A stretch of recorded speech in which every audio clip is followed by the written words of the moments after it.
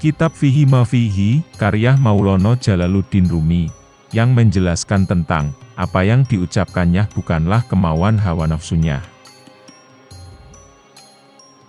Al-Kisah, Amir berkata, sebelum Bahauddin tiba, anak lelaki tertuanya Rumi datang padaku, dan meminta maaf seraya berkata, ayahku berkata, bahwa dia tak ingin merepotkanmu saat kamu mengunjunginya.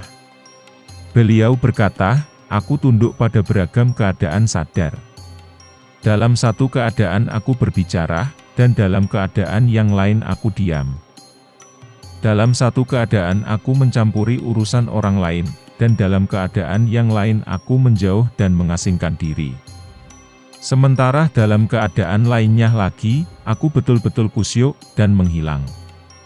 Aku tak ingin Amir datang ketika aku tidak bisa ramah kepadanya, dan tak punya waktu untuk berbincang dan berbicara dengannya.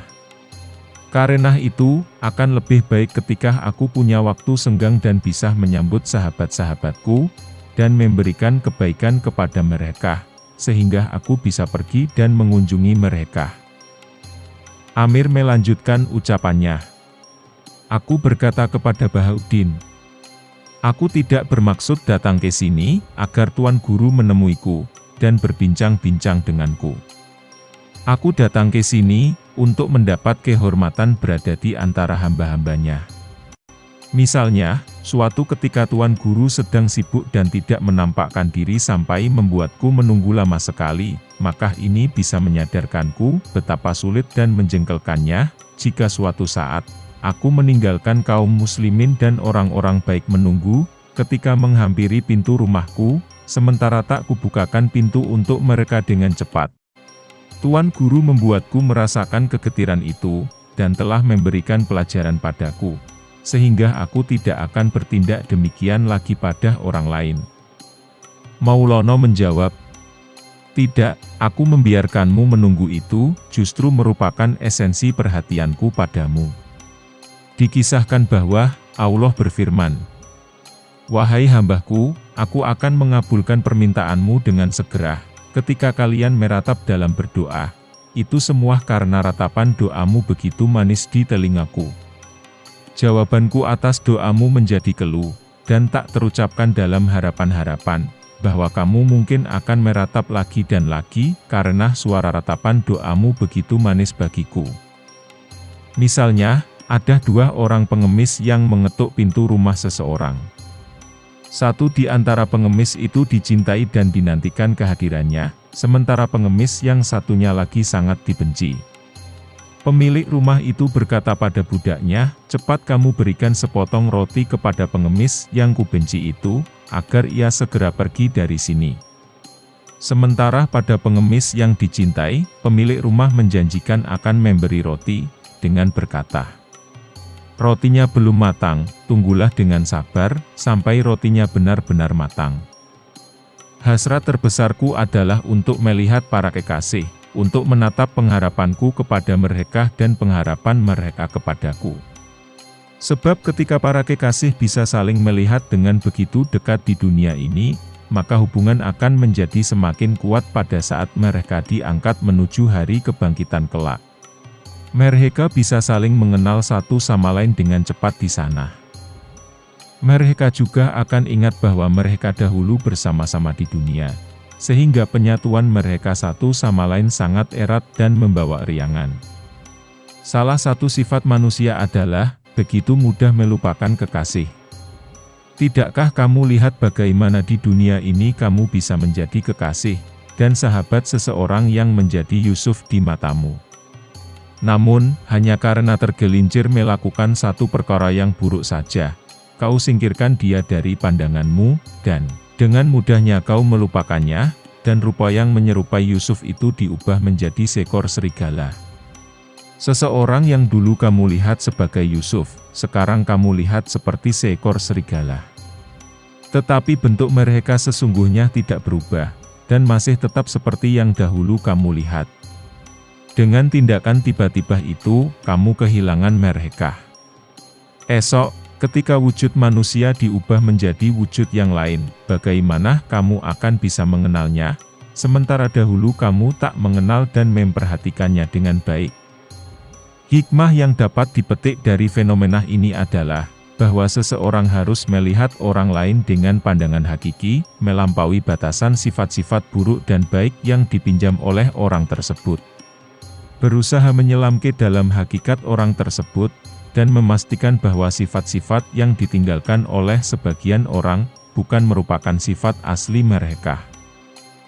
Dikisahkan ada seorang laki-laki yang berkata, "Aku mengenal baik orang si fulan itu, akan kutunjukkan karakteristik yang membedakannya dari orang lain." Yang lain menjawab, "Silakan, tunjukkan." Laki-laki itu melanjutkan, "Menurutku ia adalah orang yang cerdik. Dia memiliki 2 ekor sapi betina berwarna hitam.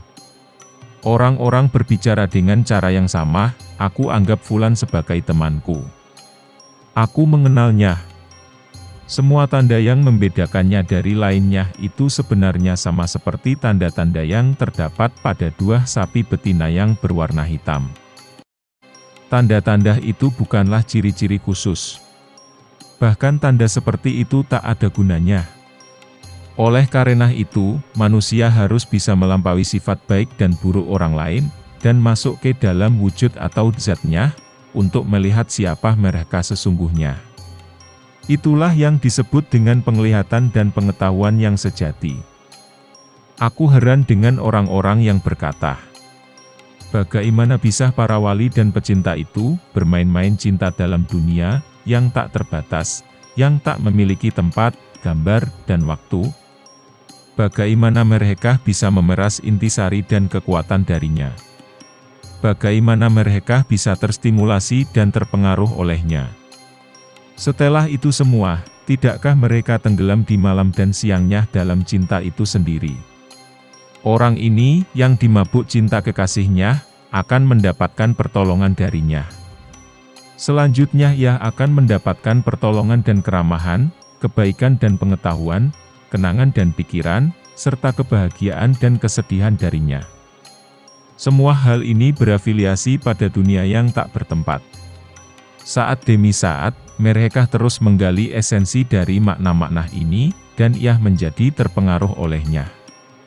Tentu saja hal ini tak akan menggugah ketakjuban para peragu. Sebaliknya, mereka justru terkesan dengan para wali yang menjadi pecinta-pecinta di dunia yang tak bertempat, dan menggali pertolongan dari Sang Terkasih. Konon ada seorang filsuf yang mengingkari hakikat ini. Hingga pada suatu hari, sebuah penyakit menyerangnya, ia menjadi lemah. Penyakit itu membebaninya dalam waktu yang lama. Kemudian datanglah seorang teolog yang bijak. Lalu sang teolog berkata, "Apa yang kau inginkan?" "Kesehatan," jawab filsuf.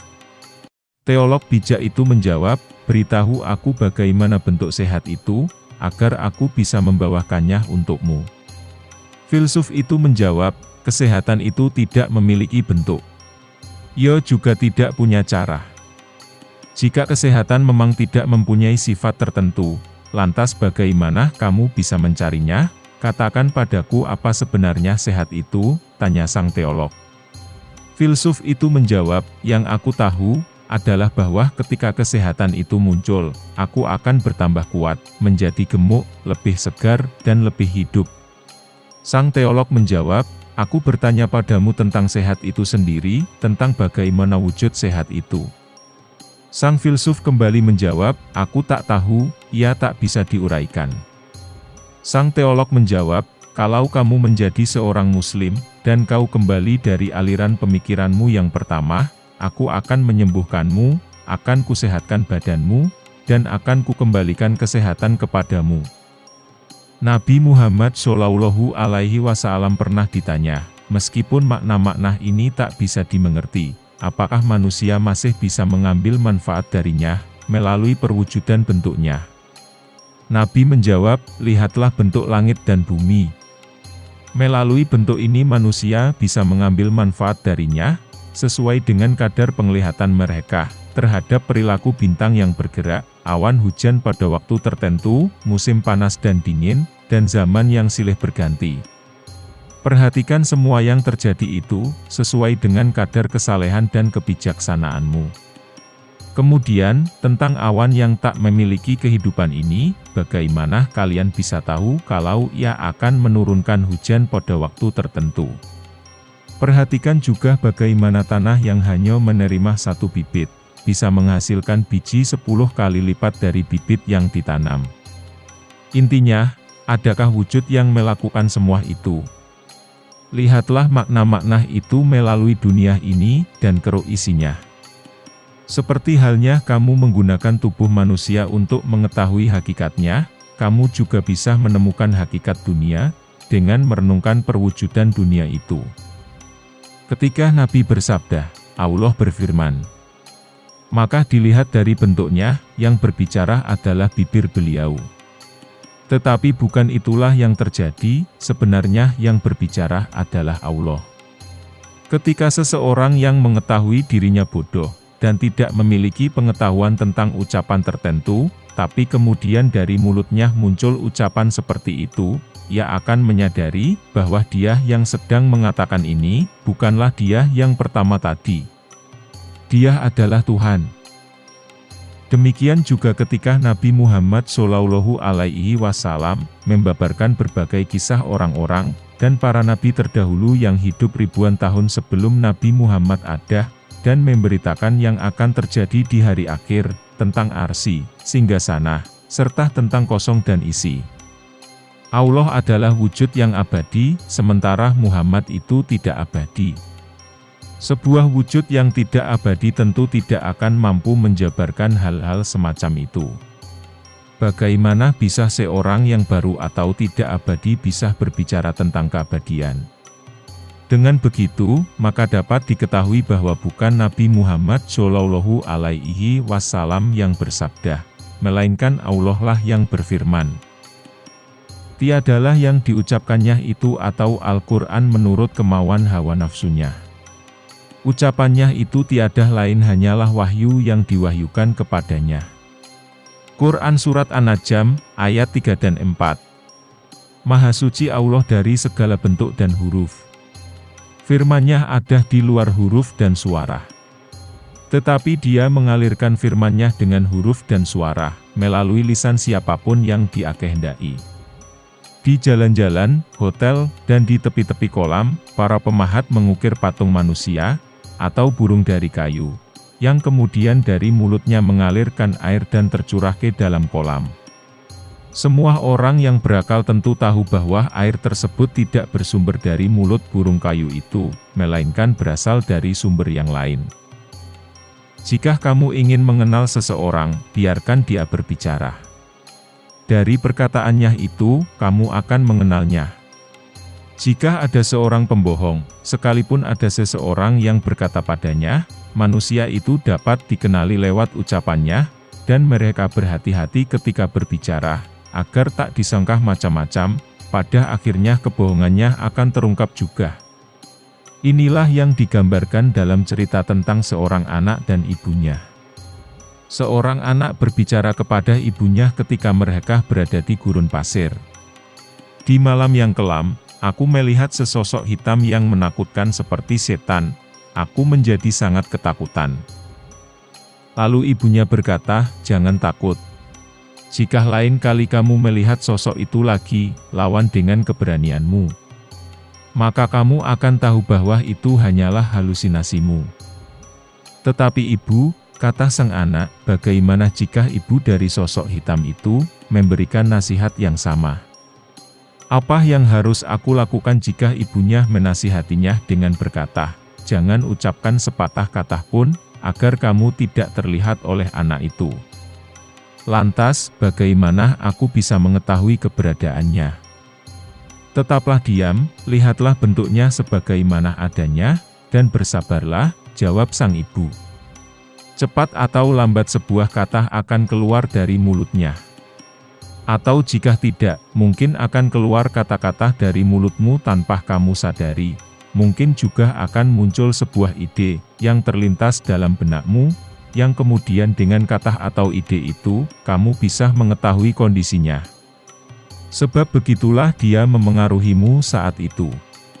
Bentuk dan tindak tanduk sesuatu itulah yang menunjukkan bagaimana sesuatu yang ada di dalamnya. Suatu ketika Syekh Syarrozi, semoga Allah merahmatinya, sedang duduk di tengah murid-muridnya.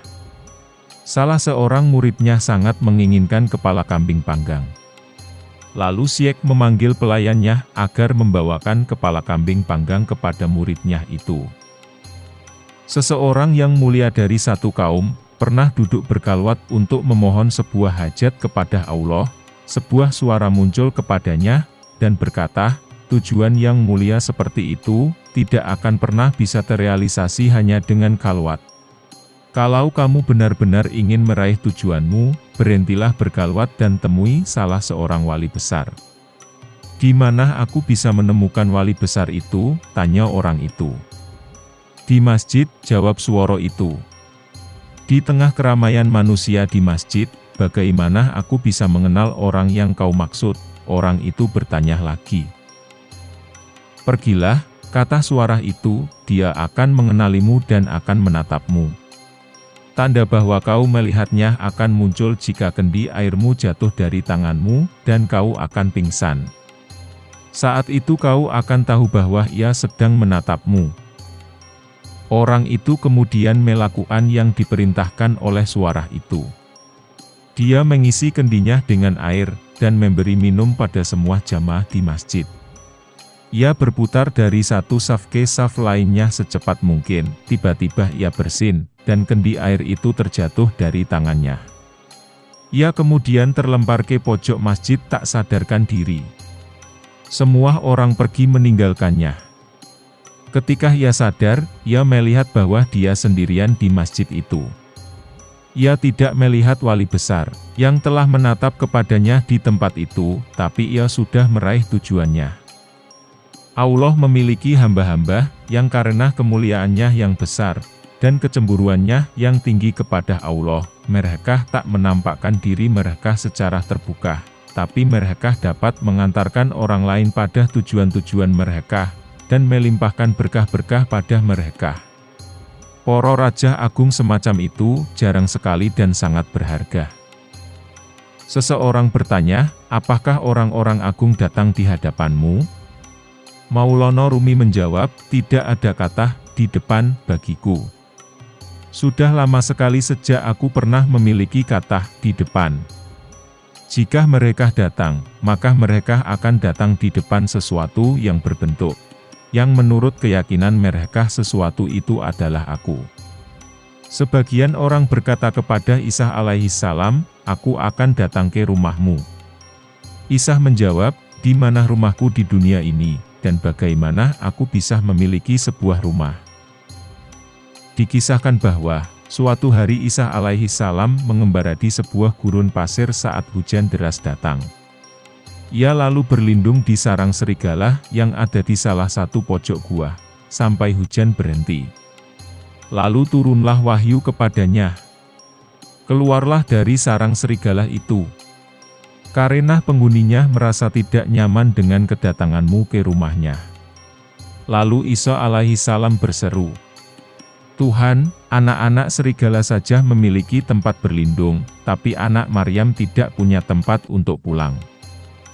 Maulana Rumi berkata, meski anak serigala memiliki rumah, tapi ia tidak memiliki kekasih yang mengusirnya dari rumahnya. Sementara kamu memiliki kekasih yang mendorongmu keluar. Jika kamu tidak memiliki rumah, lalu apa masalahnya? Cinta kasih dari pengusir ini, dan keanggunan dari jubah kehormatan itu, jauh lebih besar melebihi 100 juta langit dan bumi, dunia dan akhirat, arsy dan singgasana, dan bahkan lebih dari itu. Maulana Rumi melanjutkan, kenyataan bahwa Amir datang, dan aku tidak menampakkan wajahku dengan segera hendaknya tidak perlu merisaukannya. Hal ini berhubungan dengan maksud kedatangannya, apakah untuk memuliakan diriku, atau untuk dirinya sendiri. Jika tujuannya adalah untuk memuliakan diriku, maka, semakin lama dia duduk untuk menungguku, semakin besar dia mendapatkannya. Tapi sebaliknya, jika tujuannya untuk memuliakan dirinya sendiri, dan mengharapkan pahala, maka, Ketika ia menunggu dan menanggung kebosanan dari menunggu, pahalanya akan semakin besar. Adapun jika tujuannya adalah untuk kedua-duanya, maka akan terus berlipat ganda maksud kedatangannya, dan makin terus bertambah. Dari situ, maka dia patut untuk senang dan bahagia.